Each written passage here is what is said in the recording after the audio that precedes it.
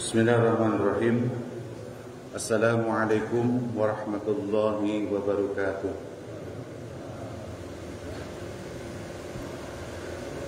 Innal hamdalillah nahmaduhu wa nasta'inuhu wa nastaghfiruh wa na'udzu billahi min shururi anfusina wa min sayyiati a'malina may yahdihillahu fahuwal muhtadi wa man yudlil fala hadiya lahu. Asyhadu an la ilaha illallah wahdahu la syarika lahu al-malikul dayyan wa asyhadu anna Muhammadan abduhu wa rasuluhu alladzi la nabiyya ba'd. Allahumma shalli wa sallim wa barik ala rasulillah sayyidina Muhammadin wa ala alihi wa sahbihi wa barik wasallim. La ilaha illallah wahdahu la syarika lah, lahul mulku wa lahul hamdu wa huwa ala kulli syai'in qadir. Raditu billahi rabbah wa bil islami dina wa bi Muhammadin sallallahu alaihi wasallam nabiyya wa rasulah. Subhanallah wa bihamdihi astaghfirullah wa atubu ilaih. Alhamdulillah, pada pagi hari ini kita ucapkan segala puji hanya milik Allah. Kita bersyukur atas nikmat yang Allah berikan kepada kita semua. Hari ini kita bisa melaksanakan salah satu nikmat terbesar, kita bisa melaksanakan rangkaian ibadah yang diperintahkan oleh Allah SWT. Semoga yang hari ini bisa menjadi pemenang di waktu pagi. Siapa mereka yang jadi pemenang di waktu pagi? Dia bisa hadir di waktu pagi yang istimewa, yang diistimewakan oleh Allah dan Rasulnya. Kemarin dalam pembahasan doa pun salah satu doa kita akan didengar oleh Allah Subhanahu wa taala itu, mereka adalah menjadi pemenang-pemenang di waktu pagi. Siapa mereka yang menjadi pemenang di waktu pagi itu? Adalah dia bisa hadir sepertiga malam, bisa melaksanakan sholat tahajud, bisa melaksanakan membaca Al-Quran, bisa beristighfar menjelang sahur tadi sebelum azan, berjamaah sholat 5 waktu, sholat subuh, zikir, lalu kita mendengarkan apa yang disampaikan oleh Allah dan Rasulnya. Lalu nanti kalau bisa pas waktu syuruk ditutup dengan sholat sunnah syuruk, awal waktu duha. Wah, luar biasa itu. Maka kata Rasulullah SAW, barang siapa yang melewati itu semua adalah seperti pahalanya haji dan umrah. Tamatan sampai 3 kali, sempurna pahalanya. Jadi orang lain mau haji dan umrah itu harus mengeluarkan uang luar biasa ya. Haji apalagi menunggunya sekian tahun, umrah ini ada yang 20 ke atas lah, yang bagusnya 30 sampai 40 juta. Tapi ternyata Rasulullah mengatakan begitu dalam hadisnya, siapa mereka jadi pemenang di waktu pagi, setiap pagi dia mendapatkan pahala umrah dan haji. Makanya mudah-mudahan ya hadirin, hadirnya kita pada kesempatan hari ini duduk di Masjid Baitur Rahim ini, niatkan bahwa ini adalah itikaf ya, dan mendengarkan kajian ilmu. Kita hanya mendengarkan, saya hanya menyampaikan, wasilahnya hanya membaca sebetulnya. Kita mari dengarkan dari Allah dan Rasulnya supaya kita mendapatkan ilmu hasanah, keilmuan bahwa ternyata dalam hidup ini harus belajar bagaimana Allah dan Rasulnya memberitahu kepada kita semua. Mudah-mudahan sekali lagi kita berdoa kepada Allah Subhanahu wa taala, semoga rangkaian ibadah di pagi hari ini Allah terus hadirkan istiqomah, setiap hari kita bisa melaksanakan salat berjamaah, salat subuh di masjid yang kita mulia ini. Amin ya rabbal alamin. Salawat dan salam semoga tercurahkan kepada baginda alam, junjungan kita semua, dan kita wajib memuliakan dan mencintai beliau adalah Sayyidina Muhammad sallallahu alaihi wasallam, pada keluarganya, pada para sahabat, dan semoga kepada kita semua bahwa kita itu nanti selalu mengatakan bahwa kita akan mendapatkan syafaatul juzma, pertolongan dari Allah melewati Rasulullah. Makanya nanti untuk mendapatkan syafaatul juzma itu salah satunya adalah kita harus patuh dan taat kepada baginda Rasulullah SAW. Betul, Rasul itu sayang pada umatnya, tapi kita pun harus mencintai dan memuliakan beliau. Mencintai, memuliakan beliau itu adalah dengan kita patuh dan taat pada perintah. Oleh karena itu, marilah kita bersolawat kepada baginda Rasulullah Allahumma salli ala Sayyidina Muhammad wa ala alihi wa sahbihi ajma'in. Amin. Hadirin berbahagia, pada kesempatan hari ini kita akan coba materi pada kesempatan hari kemarin. 2 pekan kita sudah tahu bahwa di mana tempat-tempat doa yang sangat luar biasa dekat dengan Allah Subhanahu wa taala. Maka itu tempat-tempat yang kemarin kita sudah bahas, hadirlah kepada tempat dan waktu yang diistimewakan oleh Allah Subhanahu wa taala. Jangan sampai doa kita itu hanya biasa-biasa saja. Bagaimana doa yang kita sampaikan kepada Allah itu bisa menembus aras dan Allah mengijabah daripada doa kita. Makanya pembahasan kemarin tempatnya pertama Jawful Lail akhir, tengah malam di akhir, sepertiga malam dan seterusnya. Dan ini harus kita menjadi catatan. Ternyata di setiap hari itu banyak tempat yang istimewa ketika kita berdoa kepada Allah Subhanahu wa taala. Walaupun silakan di lain tempat pun kita boleh berdoa kepada Allah Subhanahu wa taala. Nah, pada kesempatan hari ini ketika kita sudah tahu nih tempat-tempat, waktu-waktu yang hebat untuk berdoa kepada Allah Subhanahu wa taala, maka pada kesempatannya apa yang harus diperhatikan pada saat ketika kita berdoa kepada Allah Subhanahu wa taala? Ini yang pertama, hadirin. Ini sangat penting sekali. Bahwa ketika amalan kita agar doa cepat dikabul itu, yaitu harus menghadirkan husnudzon, berbaik sangka kepada Allah Subhanahu wa taala. Jadi kita itu kepada Allah itu tidak boleh suudzon, berburuk sangka. Kita wajib berbaik sangka kepada Allah Subhanahu wa taala. Bahkan kepada manusia bisa menjadi dosa besar ketika kita bersuudzon, ya, menilai tidak benar, ya, berburuk sangka kepada orang lain, itu tidak boleh. Apalagi kepada Allah Subhanahu wa taala. Kita harus yakin bahwa kita sebagai hambanya wajib berbaik sangka kepada Allah Subhanahu wa taala. Jadi bersuudzon kepada Allah itu yang harus dihadirkan pada diri kita supaya amalan doa kita itu cepat dikabulkan. Makanya harus diperlukan dengan khusyuk dalam doa itu.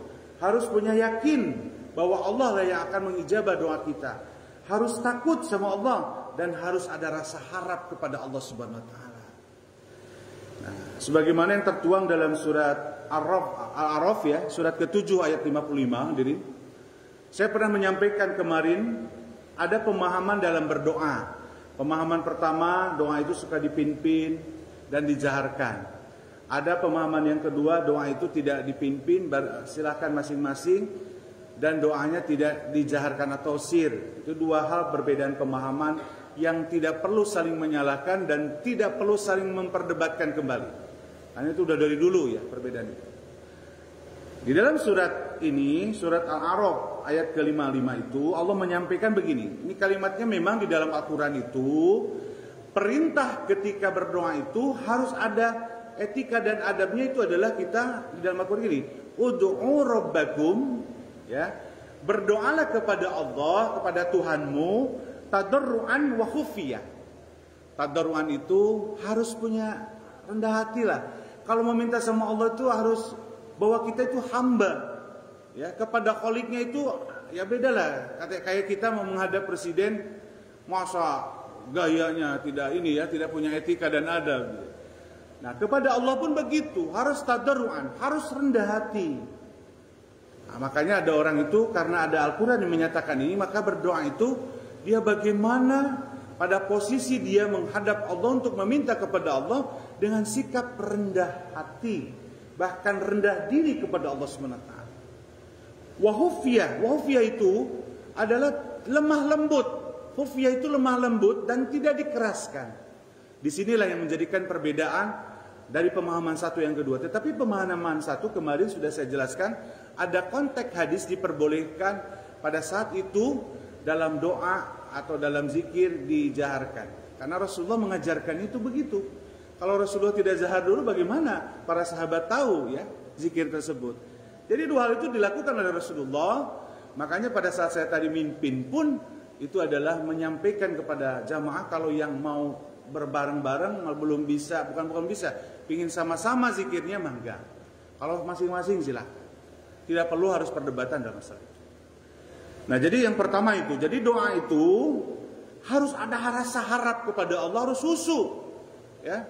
Jangan sampai kita berdoa itu asal-asalan itu, hadirin yang berbahagia. Makanya ketika kita bagaimana berbaik sangka kepada Allah, maka yang harus kita lakukan itu adalah bagaimana berdoa kita dengan rendah hati dan tidak teriak-teriak. Kalau berdoa seperti saya tadi, Robbi ja'alna muqimas shalah, memang pakai mic ya, kedengarannya keluar. Tapi kan tidak teriak-teriak, tetap khusyuk dalam berdoanya. Cuma pakai mic, jadi kedengar gitu ya. Gitu. Kalau teriak-teriak kan beda ya. Nah, gitu ya. Itu yang pertama. Terus yang kedua, dalam surat Al-Anbiya, Nabi Yahya alaihissalam itu ketika ceritanya dia berdoa, dan di situ Allah memerintahkan kepada Nabi Yahya itu dalam berdoa itu harus khusyuk, harus penuh harap. Ini ada perintahnya di dalam Al-Quran. Allah menyatakan begini dalam Al-Quran itu, A'udzubillahi minasyaitonirrajim, fastajabna lahu. Makanya kalimatnya itu, maka aku ijabah. Doanya siapa? Wahabna lahu Yahya. Jadi Nabi Yahya itu doanya itu diijabah oleh Allah Subhanahu wa taala, waslahna lahu zaujah. Dan aku anugerahkan kepada Yahya itu jadikan istrinya yang mengandung. Karena kan dikobul tuh, yang tidak punya anak itu jadi punya anak, mengandung. Nah, sesungguhnya ya di sini kalimatnya innahum kanu, tapi sesungguhnya Nabi Yahya itu yusari'una fil khairat orangnya. Kata Allah tuh aku ijabah tuh doanya Yahya. Nabi Yahya itu doanya dikabul oleh Subhanahu wa taala karena yang pertama yusari'una fil khairat. Dia selalu bersegera dalam kebaikan. Hadirin, ai minta sama Allah, ai dalam kebaikan santai-santai saja. Kalau kita ada atasan dan bawahan, kalau bawahannya gampang disuruh sama atasan, selalu cekatan, gesit. Bedalah atasan kita memberikan penghargaan kepada bawahan kita. Nah, Allah pun sampai begitu. Nabi Yahya semua doanya dijabah Allah Subhanahu memohon untuk istrinya mengandung. Di situ Allah katakan bahwa sesungguhnya Nabi Yahya itu pertama yusari'una fil khairat. Dia segera kebaikan. Jadi orang nanti greget lah. Ya kalau nggak berbuat baik gitu ya. Jadi ini syaratnya. Kalau ingin doa kita dijabah oleh Subhanahu wa taala, hati kita itu harus segera dalam kebaikan. Bahkan tadi saya bacakan dalam rakaat kedua dalam surat Al-Anfal surat ke-8 ayat 2-nya itu begitu. Ciri orang mukmin yang sempurna itu idza dzukirallahu wajilat qulubuhum. Jadi hatinya itu beda ya, ada getaran kebaikan itu beda. Orang-orang baik itu kelihatan. Ketika lihat ada yang susah, hatinya tuh pingin nolong ya. Ketika ada ditolong gitu kan. Itu musyarri'u fil khairat. Bahkan dalam surat Ali Imran surat ketiga itu di ayat 113 itu Allah gambarkan siapa mereka ahli yang disebut ibadus salihin, hamba-hamba solih. Di situ disebutkan wa yusari'una fil khairat, orang-orang solih itu segera dalam kebaikan. Jadi kalau aset terbesar di dunia ini orang tua itu, aset terbesar di akhirat nanti itu adalah anak yang solih. Ternyata ciri orang yang solih itu di dalam Al-Quran yusari'una fil khairat, cepat melakukan kebaikan. Jadi kalau azan berkumandang, ya alhamdulillah ya para jamaah di sini kan bersegera ketika harus memang melakukan kebaikan itu segera. Itu ya. Wa yad'unana di sini disebutkan ya, dan mereka berdoa kepada kami kata Allah Subhanahu wa taala itu apa di sini? Rogoban wa rohaban. Mereka itu penuh harap dan rasa ini. Jadi kumanya kalau terbeda ngadoa teh. Nabi Yahya itu kalau doa sama Allah itu sopan, rendah hati, rendah diri. Di sini disebutkan, bahkan disebutkan wa kanu laha khashiin. Dan mereka dalam berdoanya itu Nabi Yahya dan pengikutnya itu adalah di sini dia berdoa dengan khusyuk kepada Allah. Jadi hadirin berbahagia, doa itu harus kita lakukan seperti itu. Apa yang diperintahkan oleh Allah dan Rasulnya. Jadi jangan suka menyepelekan. Doa teh asal ya. Kita mah kadang minta sama Allah itu asal. Jangan. Cari tempat yang hebat. Pada saat setelah itu khusyuklah dalam berdoa kepada Allah. Kalau bisa ketika memohon ampun pun kita cucurkan air mata kita kepada Allah bahwa kita itu memang banyak dosa. Ya. Itu poinnya ya. Jadi ini yang harus dipahami. Yang berikutnya, bahwa Rasulullah SAW dari Ali bin Abi Thalib radhiyallahu an, dari sahabatnya Rasul, mantunya Rasul ya. Ali bin Abi Thalib itu mantu ya, betul ya. Nikah kepada Fatimah binti Zahra ya, putrinya Rasulullah yang hebat ya. Rasulullah bersabda dalam Sahih Al-Hakim ini disebutkan, ad-du'a'u silahul mu'min wa imaduddin. Kata Rasulullah itu, doa itu senjatanya orang mukmin. Yang kedua nih, kita harus meyakini bahwa Rasulullah mengatakan, doa itu senjata, senjatamu, senjata orang-orang mukmin. Sampai disebutkan di sini wa imaduddin, dan tiangnya agama. Jadi ini Ali bin Abi Thalib itu sampai di dalam perkataannya, Sayyidina Ali bin Abi Thalib mengatakan ini, aku khawatir justru bukan Allah tidak mengijabah doaku, tapi aku yang khawatir adalah ketika aku tidak lagi mau berdoa sama Allah Subhanahu wa taala. Makanya Rasul mengatakan doa itu senjata, doa itu adalah tiang agama. Sampai disebutkan wa nurus samawati wal ard, dan itu adalah seperti cahaya dan bumi di dalam doa ini. Jadi hadirin berbahagia, apa kata Rasulullah itu? Senjata. Kalau senjata itu, kalau di sini ada yang pernah ikutan latihan tembak ya, kan orang sipil juga ada ya. Kalau mau masuk latihan tembak tapi dengan ketentuannya. Ketika seseorang mau nembak itu tidak bisa asal. Tentara Nasional Indonesia dan Polri pun ketika diberikan senjata perlu latihan dan perlu tahu bagaimana cara nembak yang benar. Dan secara psikotes pun harus betul-betul bisa mengendalikan diri. Gak sembarangan orang punya senjata. Ya kan? Betul ya? Kalau mau nembak itu ya.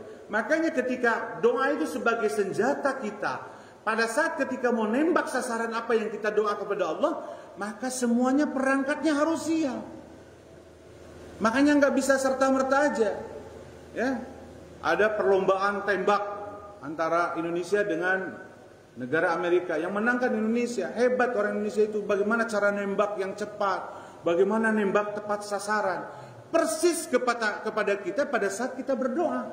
Harus bagaimana ketika mau menembak doa ini, persiapkan perangkat-perangkat kita. Makanya waktunya yang tepat, nanti ada dibahas adab doanya bagaimana. Ketika kita menyampaikan doa kepada Allah itu harus seperti apa. Kayak tadi harus khusyuk, harus berharap sama Allah, harus rendah hati, rendah diri. Ya, bagaimana kita menghambakan diri kepada Allah Subhanahu wa taala. Gitu. Kata Rasulullah itu begitu ya. Dan bagaimana langsung kepada di sini disebutkan dalam hadis Rasulullah SAW. Ya, ini kalimatnya ini luar biasa hadirin ini. Dalam hadis ini riwayat Al-Mustadrak ya, dari Thauban, sahabatnya Rasulullah SAW, bahwa Rasulullah pernah bersabda. Ini kalimat hadirin harus menjadi sebuah keyakinan kepada kita kepada Allah Subhanahu wa taala. Kalimatnya begini, Rasulullah mengatakan, la yardul qadaru illa du'a. Oh, luar biasa. Tidak ada yang bisa merubah sebuah takdir kecuali doa. Ya hadirin, takdir itu kan kita suka ngomong begini ya kalimatnya. Dai mah sudah takdirnya, mah sudah diatur sama Allah. Abdi mah takdirnya begini, abdi mah sudah begini gitu ya. Suka kalimat-kalimat yang sebetulnya itu memang ada penghambaan kepada Allah bahwa semua yang terjadi biar Allah lah yang menentukan. Tapi Allah Rasulullah mengatakan bahwa tidak ada yang bisa merubah sebuah takdir kecuali doa hadirin. Ini kan luar biasa. Makanya kalimatnya itu wala yazidu fil umri illa. Yang tidak ada yang bisa menambah usia kecuali daripada kebaikan. Jadi kalau katanya usia itu jadi panjang, kalau hidup kita itu banyak kebaikan, biasanya orang mengingat. Ya. Seperti kepada almarhum Pak RW Bayu, Pak RW saya menemani beliau jadi pengurus. Kalau kita cerita Pak Bayu itu kan kebaikannya Pak Bayu. Jadi hidup masih ada hidup gitu. Usianya panjang. Ya, jadi tidak orang tuh kalau ngomongin kita itu pada saat sudah meninggal ngomongin kejelekannya walaupun itu tidak boleh. Tapi maksud di sini kalimatnya adalah memang menjadi usia panjang itu karena kebaikan, ya.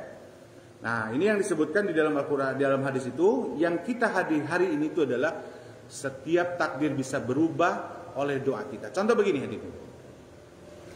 Ketika seseorang mau berangkat, ya, keluar rumah, ketika dia selalu lapor gerakannya sama Allah. Pada saat mau pergi itu, kalau bapak-bapak ke istrinya ngobrol dulu, Bu, saya mau berangkat kerja. Doakan ya supaya kerjanya lancar, diberikan kesehatan. Assalamualaikum, doa. Kata istrinya, Waalaikumsalam Pak. Pas melangkahkan kakinya, Bismillahirrahmanirrahim, Allah. Bertawakallah kepada Allah. La haula wala quwata illa billahil azim. Tidak ada daya upaya kecuali Allah. Kan doa tuh. Nah, setelah mau naik motor, langsung Bismillahirrahmanirrahim wa mursaha inna rabbi laghafurur rahim. Mengatasnamakan Allah bahwa saya mau berangkatlah gitu ya. Ketika sudah jalan motornya, itu di gang itu, subhanalladzi sakharana hada wa ma kunna lahu muqrinina wa inna rabbina lamunqalibun. Itu doa yang diajarkan Rasulullah. Lapor tuh kepada Allah. Kata Allah tuh, kamu teh takdirnya ketabrak, kamu teh celaka takdir hari itu. Tapi karena kamu berdoa sama Allah, urutannya luar biasa, kepada istri minta doa. Lalu pada saat menjalankan motor itu kamu selalu berdoa, apalagi tambah zikir istighfar, maka selamatlah kamu dalam perjalanan itu. Nah itu maksudnya.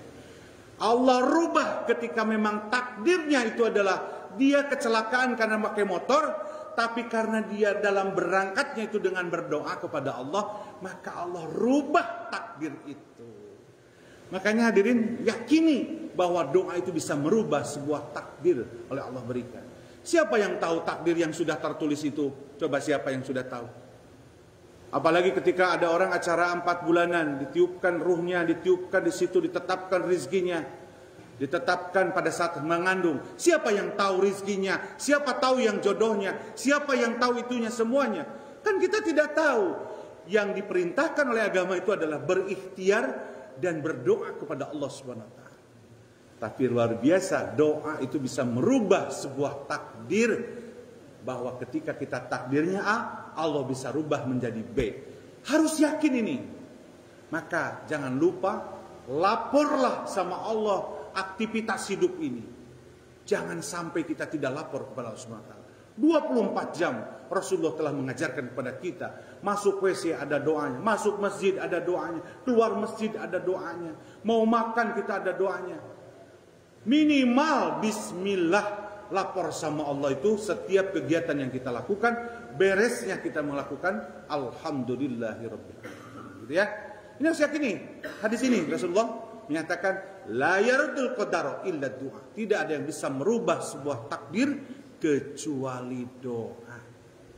Hadirin, ayo kita ubah takdir kebaikan kita, takdir dari Allah, dengan cara kita bagaimana doa kita menjadi senjata untuk merubah takdir kepada hal yang lebih baik, gitu ya. Gitu hadirin yang berbahagia. Jadi tadi harus husnudon. Yang kedua, kita harus yakin bahwa doa itu adalah senjata. Kalau kita mau nembak, ya harus bagus tembakannya. Pelurunya bagus, senjatanya hebat, diri kitanya hebat, nembak sasaran, latihan. Yang nggak bisa asal tembak ya. Yang ketiga harus yakin bahwa ketika kita berdoa, ternyata itu bisa merubah takdir kita. Baik, berikutnya. Ini yang saya membacakan aja, hadirin yang berbahagia.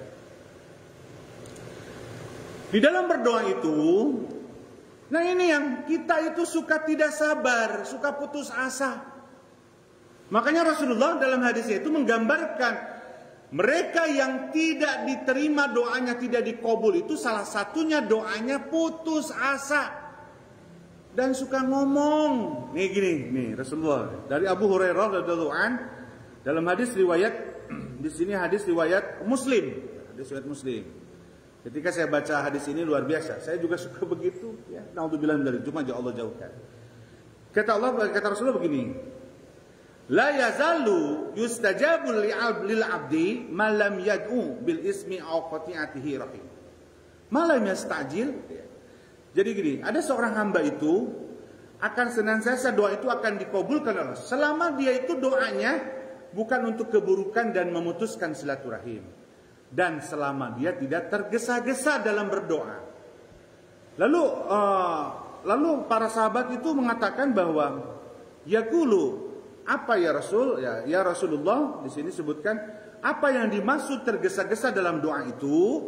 Maka Rasulullah mengatakan menjawab bahwa tergesa-gesanya seseorang itu adalah ketika dia sudah berdoa, lalu dia melihat doa, dia merasa tidak dikabulkan, lalu dia merasa jenuh, di sini disebutkannya, dan meninggalkan doa tersebut.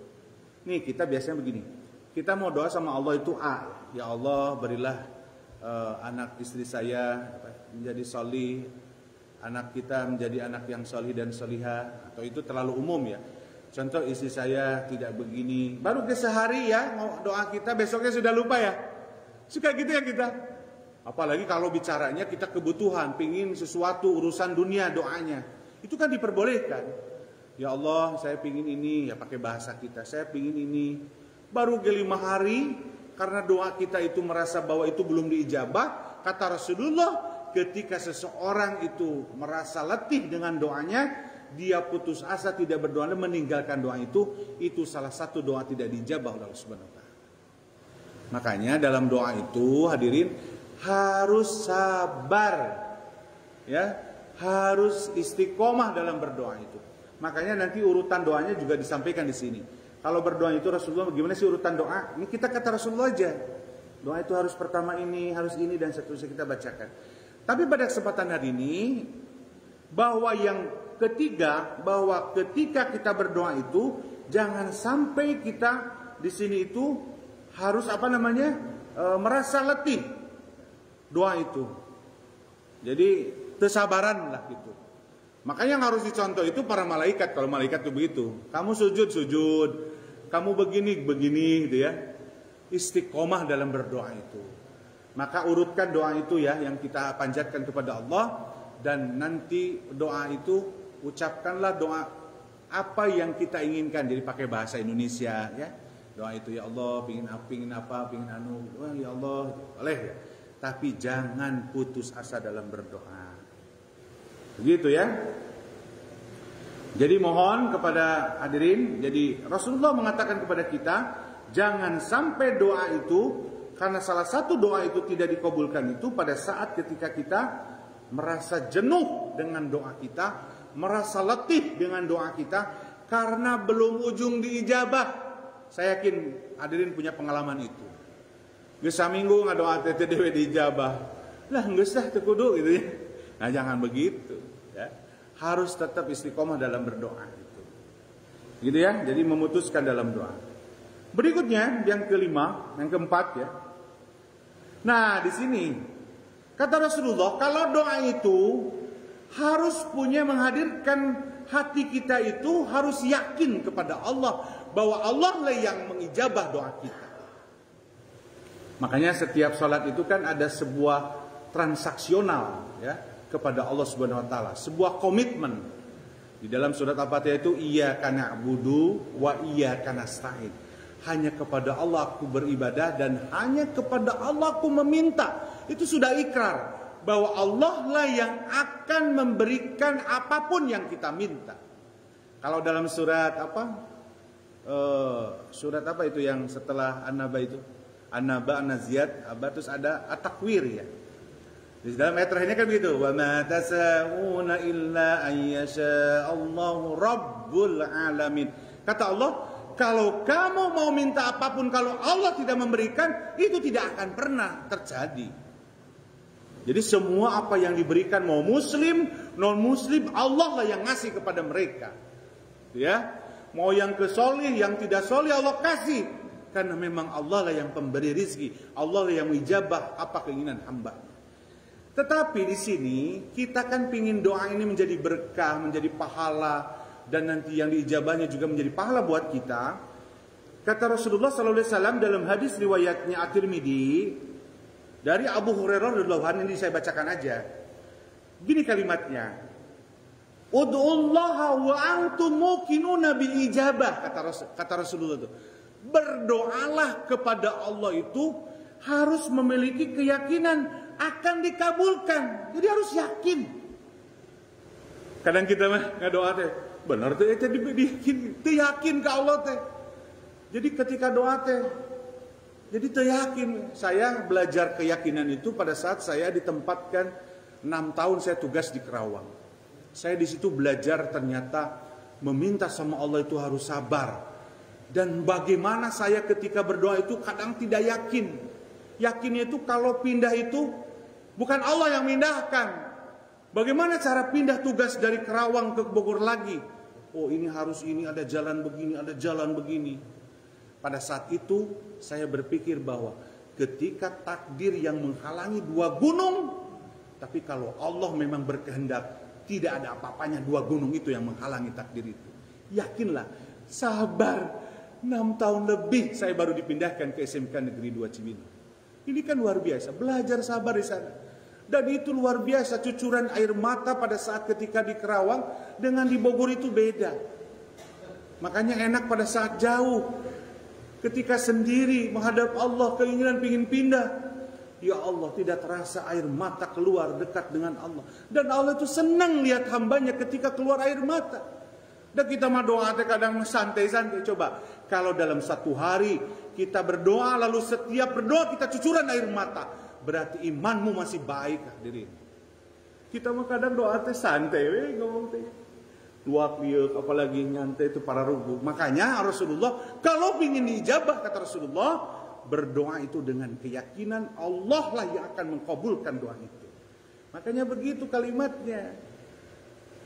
Ya, di sini disebutkan wa'lamu annallaha la yastajibu du'an min qalbihi ghafilin lah. Allah tidak akan pernah mengijabah doanya, kata Rasulullah nih, bukan kata saya nih. Ketika hatinya gofil, lalai. Gofil, gapleh. Gapleh itu kata dasarnya dari gofil. Lalai. Ya. Jadi melalaikan. Jadi kalau kita berdoa itu harus khusyuk. Makanya tadi di awal pun khusyuk. Ya. Rendah hati doa. Enak sama Allah duduk, ya. Nanti kita bahas adab-adabnya. Ya Allah, saya mohon maaf keluarkan dari masalah, ya Allah. Yang enak gitu ya kepada Allah dalam berdoa kita. Jadi hadirin berbahagia, inilah hal-hal yang perlu diperhatikan dalam diri kita, bahwa ketika kita berdoa itu, yang kelima itu harus yakinlah hati kita kepada Allah Subhanahu wa taala, yakinkan bahwa hanya Allah lah yang akan mengijabah doa kita. Maka kalimat saya ulangi nih kalimatnya. Di dalam surat At-Takwir itu, wa ma tasa'una illa ayyasha'allahu rabbul alamin, itu Allah akan memberikan sesuatu kepada hambanya ketika Allah berkehendak, itu satu. Yang kedua, ma asaba min musibatin illa biidznillah. Setiap sesuatu yang terjadi itu pasti izin Allah. Berarti semuanya dari Allah. Yang ketiga kalimat yang harus dibangun adalah ketika takdir itu yang menghalangi 2 gunung yang besar, kalau takdirmu pasti akan takdirmu menghampirimu. Walaupun jaraknya antara bibir dekat, tapi kalau itu bukan takdirmu, itu tidak akan pernah dapat daripada apa yang kita minta. Jadi semuanya serahkan sama Allah. Kita hanya ikhtiar dan berdoa saja. Biar Allah yang menentukan takdir, dan takdir Allah lah yang terbaik buat kita. Begitu ya hadirin. Nah berikutnya, dalam berdoa itu hadirin, yang pertama yang harus dilakukan pada saat ketika berdoa, harus menyanjung kepada Allah, mengagungkan kepada Allah.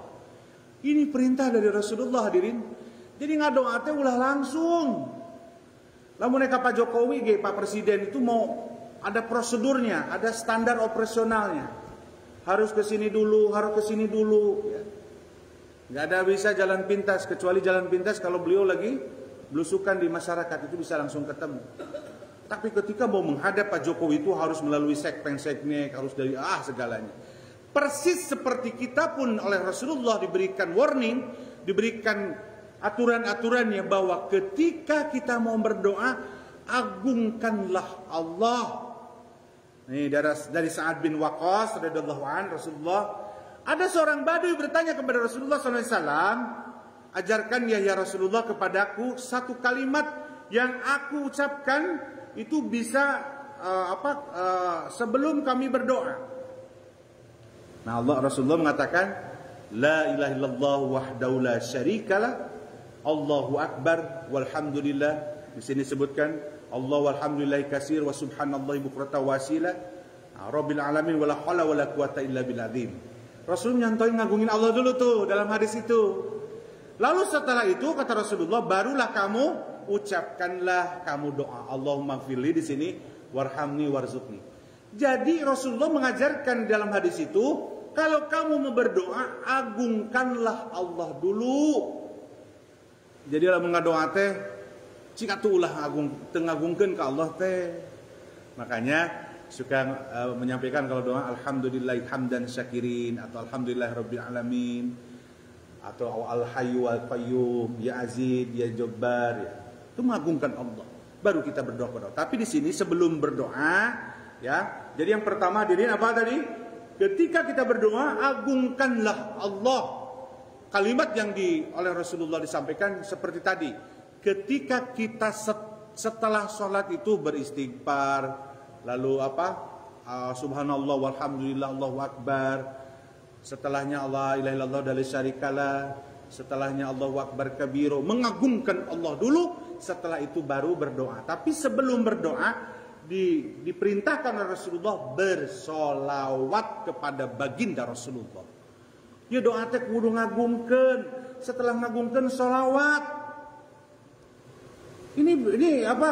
Ini perintahnya ada di dalam Rasulullah SAW dalam hadis riwayat At-Tirmidzi. Ya. Katanya dalam hadis ini dari dari Abdullah, dia berkata, aku pernah salat dikala Abu Bakar As-Siddiq, Rasulullah, Abu Bakar, Umar bersama Nabi SAW. Ketika aku duduk, aku mulai doaku dengan memuji Allah, lalu bersolawat kepada baginda Rasulullah SAW. Kemudian aku berdiri lalu berdoa kepada Rasulullah.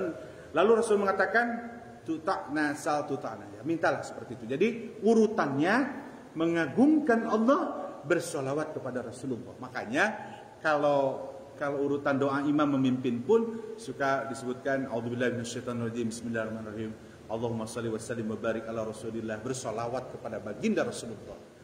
Walaupun kita sendirian, kalau doa itu jangan langsung atuh ya. Nanti mah ini bismillah alhamdulillah Allahumma shalli ala Muhammad, Allahumma shalli ala sayyidina Muhammad, baru doa. Pendek yang gitu enggak apa-apa kalau kita hafalnya begitu. Jadi ini apa yang diajarkan oleh Rasulullah SAW. Urutan dalam ketika kita berdoa meminta kepada Allah Subhanahu wa taala itu, yang pertama harus mengagungkan Allah, yang kedua adalah kita bersalawat kepada baginda Rasulullah sallallahu alaihi wasallam, karena itu adalah diperintahkan oleh Allah dan Rasulnya. Setelah itu baru kita doa, hadirin. Dirubah kalau langsung doa. Ya, diajar dong kalau doa itu hanya kalimatnya gampang. Bismillah alhamdulillah, mengagungkan Allah. Ya, nanti ada kalimat yang sederhana. Lalu salawat kepada Rasulullah, baru minta sama Allah. Ya, jadi ini hakikatnya. Bahkan, ya dari Umar bin Khattab, Umar radhiyallahu an, ya, ini dalam hadis ini dijelaskan oleh sahabat kita yang luar biasa. Kata Umar bin Khattab itu bahwa sesungguhnya doa itu akan diam antara langit dan bumi. Inna doa mauqufun bainas sama wal ard. Jadi doa itu cicing antara langit dan bumi dan langit. Ketika kata-kata Umar bin Khattab, ketika tidak naik itu karena engkau tidak bersolawat kepada baginda Rasulullah SAW. Jadi tidak naik Pak kalau doa itu. Makanya prosedurnya, nah nanti dari sini saya coba akan jelaskan mengenai dalam doa bertawasul ya. Di sini ada pemahaman di kalangan masyarakat. Karena solawat ini yang bisa menembus doanya kepada Allah Subhanahu wa taala. Makanya penting, saya pernah mengatakan kemarin, solawat itu wajib perintahnya. Bukan lagi sunnah. Dalam sholat harus solawat, ketika masuk masjid harus solawat. Banyak perintah solawat. Itu adalah mengagungkan baginda Rasulullah.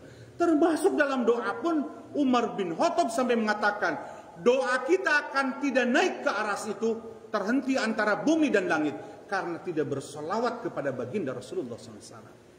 Makanya kalau doa itu, walaupun sendirian, kalau imam suka mencontohkan sih, saya yakin kalau jadi imam. Tapi kalau sendirian sepohnya pare langsung ya Allah minta hari ini, bersalawat dulu dong kepada Allah, kepada Rasulullah. Bismillah, alhamdulillah, Allahumma salli ala Sayyidina Muhammad. Ya Allah, berilah hari ini saya itu sehat ya Allah. Gitu ya, hadirin yang berbahagia. Baik, jadi kalimatnya apa yang disampaikan oleh Rasulullah SAW, banyak hadis ya terkait salawat. Nah, di dalam Ibnu Qayyim, para ulama membagi di dalam bersalawat itu memang ada satu hadis dari Fudalah bin Ubaid bahwa Rasulullah itu memanjatkan doa dalam doanya itu bahwa dia selalu bersalawat itu memulai dengan memuji Allah, menyanjungnya, lalu bersalawat kepada Rasulullah, mintalah doa. Tetapi para ulama di sini membagi salawat itu sebelum memanjatkan doa. Nih bahkan boleh bersalawat pertengahan lagi bersalawat. Boleh di akhir ketika mau menutup doa bersalawat. Makanya yang biasa saya dengar di kalangan ulama ketika memimpin doa itu selalu di awal dan di akhir. Makanya setelah Rabbana atina fid dunya hasanah wa fil akhirati hasanah wa qina adzabannar wa sallallahu ala sayyidina Muhammadin wa ala alihi washabihi wasallam subhana rabbika rabbil izzati. Gitu kan? Selalu salawatnya dibaca lagi. Boleh, bahkan itu perintah dari Rasulullah. Ibnu Abdul Qayyim, ulama besar, mengenai perintah salawat dalam memanjatkan kepada doa kita, ya. Jadi kita hadirin yang berbahagia, pada kesempatan hari ini terkait masalah doa, ya. Berikutnya, di sini, jadi tadi sudah disampaikan bahwa kalau tidak bersolawat, itu tidak naik doa kita. Berikutnya, bahwa berdoa itu hadirin, di sini ada kita diperintahkan oleh Rasulullah SAW itu adalah ketika kita berdoa mengangkat tangan kita, kedua tangan kita. Tapi kemarin saya sudah jelaskan ada yang tidak mengangkat doa ketika berdoa pada saat ketika dia doa-doa tertentu saja yang mengangkat tangan. Kemarin sudah saya jelaskan ya. Ada komunitas atau pemahaman yang ketiga. Jadi satu ada yang mengangkat tangan, dua ada yang tidak mengangkat tangan. Nah sekarang saya coba disampaikan dalam cara mengangkat tangan itu hadirin, itu ada dua teknik yang Rasulullah sampaikan. Tiga teknik. Pertama, itu harus mengangkat tangan dengan menjadikan punggung. Jadi ada yang begini doanya, maaf ya. Punggungnya menghadap kiblat. Kata Rasulullah di sini ya. Ini begini. Doa itu boleh begini. Jadi kalau ada yang begini jangan suka komentar. Begini memang menghadap kiblat punggungnya, kata Rasulullah dalam hadis. Di sini disebutkan hadis riwayat Muslim. Ada yang berdoa itu telapaknya menghadap atas. Gini doa kita. Nah, spesifikasi yang ketiga di situ merapatkan tangannya di sini. Kalau pernah ada yang mendengarkan Ustadz Adi Hidayat dalam ceramahnya dalam berdoa, pada saat ketika berdoa dirapatkan, Wah, Adi Hidayat kayaknya kan gitu ya. Berdoa begini. Jadi ke atas ininya. Ada yang begini boleh, ada yang begini, ada yang begini. Ya, tiga hal yang berbeda itu silakan. Bahkan ada yang tidak berdoa itu tidak mengangkat tangan. Tadi mereka mengangkat tangan pada saat ketika perintahnya mengangkat tangan. Jadi kalau nanti ada satu komunitas, kalau di kalangan pemasyarakat, kalau ke Masjid Persatuan Islam hadirin, datang tidak akan ada mengangkat tangan doa itu pada saat setelah sholat. Dia pasti menunduk begini. Karena tidak ada redaksional dalam masalah dia mendoifkan hadis terkait mengangkat tangan pada saat setelah sholat. Tapi ketika wudhu pasti mengangkat tangan dia. Ketika istisqa pasti mengangkat tangan. Ya, ketiaknya harus kelihatan. Ketika istighosah dia harus mengangkat tangan. Karena kemarin saya jelaskan tempat-tempat di mana mereka dalam mengangkat tangan. Nah, tiga hal yang berbeda ini jangan perdebatan. Kalau kita tahu, oh iya ini kalangan ini pemahamannya, sudahlah, tidak perlu harus berdebat. Semuanya berdasarkan ilmu, ya. Jadi hadirin, sudah datang konsumsinya? Belum. Masih panjang ini materinya banyak sebetulnya. Baik hadirin berbahagia. Jadi dalam berdoa itu harus benerin. Mau gini boleh, mau begini boleh doa. Ya, mau begini merapatkan boleh. Ya, Pak boleh nggak gini? Ustadz boleh nggak gini? Ini nggak ada contoh doa itu. Kadang ada yang suka membalikan itu. Kelihatan punggungnya itu memang ada pernah sahabat melihat dari belakang Rasulullah itu ketika berdoa itu ada hadisnya melihat punggung tangannya. Mungkin begini ya, tapi tidak umum lah itu ya hadisnya. Makanya suka ada orang yang doa itu lalu dibalikin dan seterusnya. Itulah yang jelas mengangkat tangan itu ada perintahnya dari agama Rasulullah SAW. Ya. Nah berikutnya, hadirin,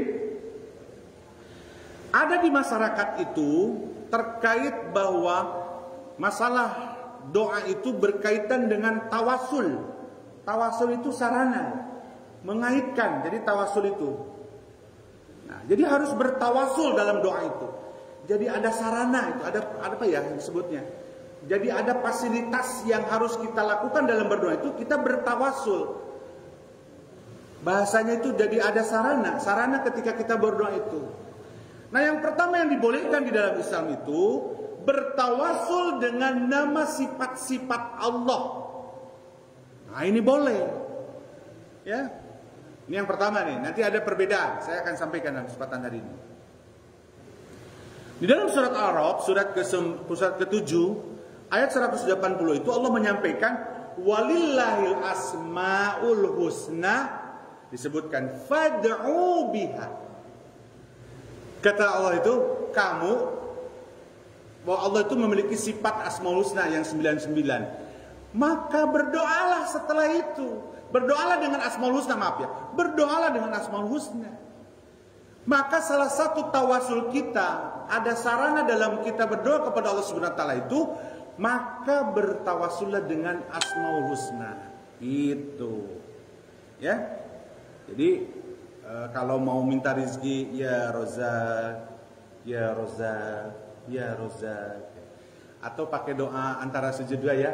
Allahumma rabbikfirli warhamni wazburni warfa'ni. Terus wa'afini itu. Ya Sifa lagi sakit, ya Sifa, ya Allah yang Maha Penyembuh, ya Sifa, ya Ghafurur Rahim, ya Ghafurur Rahim, ya Hayyu ya Qayyum, ya Aziz. Banyak ya. Asmaul Husna itu diperintahkan oleh Allah. Ketika kamu mau berdoa, maka menjadi tawasullah dengan Asmaul Husna itu. Ya, makanya di dalam surat apa itu yang ada Asmaul Husna itu? Dalam surat apa ya? Astagfirullahaladzim. Wallahu alladzi la ilaha illallah al-malikul quddusus salamul mu'minul muhaiminul azizul jabbarul mutakabbir. Subhanallah yamma yusyrikun. Wallahul khaliqul bari'ul lahul asmaul husna yusabbihu lahu. Ya, jadi Allah pun menggambarkan bahwa asmaul husna itu kehebatan pada saat ketika kita mau berdoa. Ya hadirin, ketika mau berdoa itu kebutuhannya apa? Kalau kebutuhannya masalah rezeki, jangan lupa pakai asmaul husna. Ya Rozak, ya Rozak. Kalau mau meminta ampun, awali dengan ya Ghaffar, ya Ghafurur Rahim. Ya, ketika pingin dimudahkan hatinya, ya Rahman. Ketika kita pingin dilembutkan hatinya, ya Halim. Ya Halim, ya Allah yang Maha Lembut. Boleh berdoa dengan asmaul husna. Bahkan diperintahkan oleh Allah di dalam surat Al-A'raf, surat ke-7 ayat 180. Ketika kita bicara asmaul husna yang 99 ini, maka pergunakanlah ketika kita mau berdoa kepada Allah Subhanahu wa taala. Gitu ya, hadirin yang berbahagia. Dan didukung dalam hadis riwayat Abu Dawud ya. Nah, di sini disebutkan bahwa Rasulullah mengatakan bahwa dari sahabatnya di sini disebutkan dari Abu Al-Hafiz, dari Abu Dawud ya riwayatnya, dan An-Nasa'i bahwa Rasulullah mengatakan bersabda, sungguh ia telah berdoa pada Allah dengan nama yang agung. Nah, jadi di sini disebutkan kalimatnya laqad da'allahu bi asmihil azim. Jadi sungguh Rasul itu kalau berdoa pasti ngomong dulu, menyampaikan dulu nama-nama yang agung. Nama yang agung itu Asmaul Husna, hadirin ya. Jadi itu di sini disebutkan, maka kata Rasulullah, kalau kamu mau berdoa maka sebutlah nama tersebut. Makanya yang 99 baca lagi itu hadirin, supaya tahu terjemah. Jadi kalau berurusan ketika lagi sedang takut, ya Aziz, perkasa, Allah tuh Maha perkasa. Ya Aziz, ya Allah yang Maha perkasa, berilah kekuatan hamba ya Allah. Ya Hayyu ya Qayyum, ya yang Maha hidup, yang Maha kuat. Jadi semuanya diawali dengan mengagungkan Allah itu dengan caranya kita bertawasul dengan doa Asmaul Husna gitu ya. Berikutnya, ternyata di dalam tawasul itu ada diperbolehkan kita berdoa memohon sama Allah, bertawasul dengan amal solih yang kita sudah lakukan. Ini hadirin, ini pernah ceritanya dalam hadis Rasulullah SAW. Begitu panjang cerita hadis dalam Muttafaqun Alaih, itu hadis Bukhari, Muslim pun meriwayatkan. Ceritanya ada 3 pemuda. Pada saat sedang jalan, sedang di guha, terjadilah kejadian musibah, tertutuplah guha itu dengan bebatuan. Tidak ada satupun jalan yang bisa dilakukan untuk bisa keluar dari guha itu. Maka para pemuda itu, kata Rasulullah, diceritakan dia berdoa atas kebaikan yang dia lakukan. Pemuda pertama dia berdoa kepada Allah, ya Allah, dalam kesempatan ini saya itu setiap pagi selalu berbakti kepada orang tua, selalu memberi susu setiap hari saya kepada orang tua, ya Allah.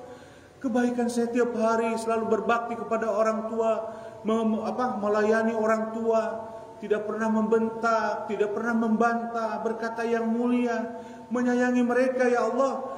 Tapi hamba ini kalau lagi kesulitan, ya Allah bukakanlah batu itu. Allah ijabah doa pada saat itu dalam hadis itu. Buka tuh batunya, seret.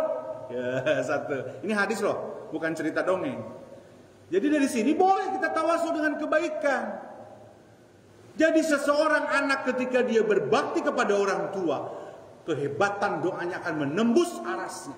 Karena dia sudah berbakti kepada orang tua yang luar biasa. Dalam hadis itu Allah gambarkan yang pertama, seseorang itu adalah doanya akan menembus dijabah ketika anaknya selalu ngurus kepada orang tua, berbakti kepada orang tua. Ini yang sudah masih punya orang tua nih, hati-hati. Orang tua itu jangan ngomong gini, ayo tinggal di si eta mah di anakna dicarikan wae. Suka gitunya. Anak si itu mah dikitukeun wae. Sedih sebenarnya dengar begitu orang tua itu. Ya Allah, padahal orang tua itu ketika anak berbakti maka akan mengijabah doa kita. Baru sedikit ya, anak yang pemuda yang kedua, dia menyampaikan sama Allah, ya Allah, saya itu dulu mencintai seseorang, ada seorang gadis yang cantik, dan saya itu menginginkan wanita yang cantik itu, tapi dia tidak menginginkan aku, nolaklah gitu. Lalu perempuan itu menikah dengan orang lain. Suatu waktu dia ternyata butuh dengan saya. Lalu dia harus membayar hutangnya dan harus dibayar hutang itu. Dan akulah yang menolong dia. Lalu perjanjian, kalau saya bayar, dia berzinah denganku. Dan dia sepakat. Begitu dalam hadis itu. Tapi ya Allah, pada saat itu saya beristighfar tidak melakukan itu. Jadikanlah kebaikan itu, saya menjaga hawa nafsunya, mengangkat batu itu. Terlak batu itu keangkat. Ternyata orang yang bisa mengendalikan hawa nafsu, kebaikan-kebaikannya akan membuat doa kita diijabah oleh Allah SWT. Ini wanita dulunya cinta Pak Gunarso, terus ditolak kita. Suatu waktu dia butuh ke kita, dia siap, yuk saya serahkan kepadamu. Tapi beri duit ya. Tapi dia kasih duit tapi tidak berzina dengan. Wah, luar biasa itu. Makanya dalam hadis yang lain itu dihargai dengan sab'atun, 7 golongan yang dilindungi pada saat yaumil qiyamah. Seorang pemuda diajak berzina oleh seorang wanita, lalu dia menolak bahwa saya takut sama Allah, maka kehebatan hawa nafsunya luar biasa, ya. Dan yang ketiga, ini jadi yang kedua itu yang bisa melawan hawa nafsu, bisa mengangkat doa kita. Yang ketiga dalam hadis itu, pemuda itu berdoa sama Allah, ya Allah, saya tuh dulu punya pegawai. Ada salah satu pegawai saya itu tidak dikasihkan upahnya. Tidak disengaja, tapi aku upahnya, saya investasikan upahnya itu. Lalu pada satu waktu dia datang untuk menagih upahnya, lalu saya serahkan dan upah itu sudah menjadi banyak karena dalam investasi bisnisku. Aku serahkan semuanya kepada pegawaiku. Hebat, dermawan di sini. Apa yang kita berikan kepada orang lain, kebaikan itu akan bisa mengangkat doa kita. Makanya ada kalimat dalam hadis itu, berbagi sedekah subuh sedekah di pagi hari itu ada 2 malaikat. Jadi kalau ada orang yang sedekah nih pagi-pagi, mau ngasih minum, pokoknya berbagi aja, turun 2 malaikat, tes ke orang itu, lagi lihat sedekahnya. Kata malaikat itu, kamu sedekah begitu, aku doakan kamu diganti rezekinya. Gitu kan kalimatnya. Kalau ada yang tidak sedekah sama sekali di pagi hari, doakan oleh malaikat. Artinya memang berbagi diawali berdoa itu dengan sedekah. Makanya kalau mau tes, hadirin, tes apapun ke anak-anak CPNS, sebelum tes sedekah dulu, lalu doa sama Allah. Ya Allah, sukseskan CPNS saya nih, atau seleksi sekarang gitu. Oke, hadirin yang berbahagia, pada kesempatan hari ini kita sampai catatan yang keempat. Nah, tapi saya maaf terakhir ya, maaf ya, ini agak lama. Tawasul, perbedaan di masyarakat yang harus tahu, karena saya harus sampaikan. Tawasul, perbedaan di masyarakat itu, ada pemahaman satu, tawasul itu boleh kepada orang yang meninggal. Tawasul boleh kepada orang meninggal yang orang-orang solih. Makanya kalau ada orang yang tahlilan, selalu ada memberikan tawasul kepada baginda Rasulullah dan para ulama, para sahabat dan para ulama. Itu karena pemahaman satu, dia membolehkan bertawasul kepada orang-orang yang sudah meninggal pada saat ketika mereka menjadi orang-orang solih. Gitu. Pemahaman yang kedua, tidak boleh bertawasul kepada orang yang meninggal. 2 hal yang berbeda, hadirin. Makanya ada orang itu yang ketika bertawasul kepada orang yang meninggal, dia tidak pernah melakukan. Karena di dalam hadis itu, Rasulullah mengatakan bahwa ada satu hadis dalam Bukhari itu, ada orang itu bertawasul pada saat ketika mau minta hujan. Para sahabat dia bertawasul kepada pamannya, baginda Rasulullah itu paman Abbas. Jadi gini, para sahabat di sini sahabatnya itu adalah Umar bin Khattab. Kata Umar itu begini, wahai paman Nabi, paman Ibnu Abbas itu paman Nabi. Dulu zaman Rasulullah, kami itu bertawasul kepada Rasulullah, gitu kan kalimatnya. Pada saat ketika kita meminta hujan, meminta kepada Rasulullah supaya memintakan hujan. Tapi sekarang Rasulullah sudah meninggal, maka aku bertawasul meminta kepadamu sebagai paman Nabi. Dari hadis ini pemahaman yang kedua, maka bertawasul itu hanya khusus kepada orang yang masih hidup. Dia tidak mau bertawasul kepada orang yang meninggal. Nah, ini hal berbeda. Kalau didebatkan itu nggak akan nyambung, hadirin. Terus bagaimana? Kenapa kok orang yang meninggal bisa bertawasul kepada orang yang meninggal? Karena tadi redaksionalnya, pada saat ketika kita dalam doa itu tertahan, tapi kita bersolawat kepada baginda Rasulullah. Rasulullah sudah meninggal. Ini berbeda pemahaman. Tidak perlu diperdebatkan, tapi konsepnya perbedaan itu kita harus sikapi dengan sikap terbaik. Pak Jun sebentar, amin amin wae ya. Dengerin dulu ya, supaya dapat hidayah. Jadi bertawasul itu begitu, hadirin. Jadi pada saat ketika di masyarakat itu harus dipahami. Ya, makanya konsepnya, kalau kita ketemu orang solih, maka mintalah doa ke mereka. Datang ulama, Kak ulama teh, Ustaz, Pak Kiai, Pak Habib, doain saya. Itu dibolehkan, bahkan bagus. Kok orang tua, apalagi orang tua mah tadi bisa jadi ngangkat doanya langsung. Ya. Jadi tuh, hadirin berbahagia, demikian bisa disampaikan pada kesempatan hari ini. Tapi yang jelas perlu yang diperhatikan itu tadi. Ayo kita bidik doa ini menjadi senjata yang luar biasa. Bagaimana doa kita bisa memberikan takdir kepada kita semua. Ketika Allah berikan takdir, maka ucapkan alhamdulillah karena sesuai dengan takdirnya. Ketika Allah berikan takdir tidak sesuai dengan apa yang kita harapkan, maka bersabarlah karena takdir yang terbaik adalah yang Allah berikan hari itu. Gitu ya? Maka nilailah kepada Allah itu berbaik sangka. Pasti ada kebaikan dari takdir yang Allah berikan pada kita semua. Demikian bisa disampaikan, mohon maaf yang sebesar-besarnya kalau ada kata-kata berkenan, yang benarnya dari Allah dan Rasulnya, dan semoga kita diberikan hidayah oleh Allah Subhanahu Wa Taala. Maka pada hari ini kita perbaiki cara doa kita kepada Allah Subhanahu Wa Taala, dan pas ketika berdoa pun kita harus melihat waktu-waktu yang hebat dan istimewa di mata Allah Subhanahu Wa Taala.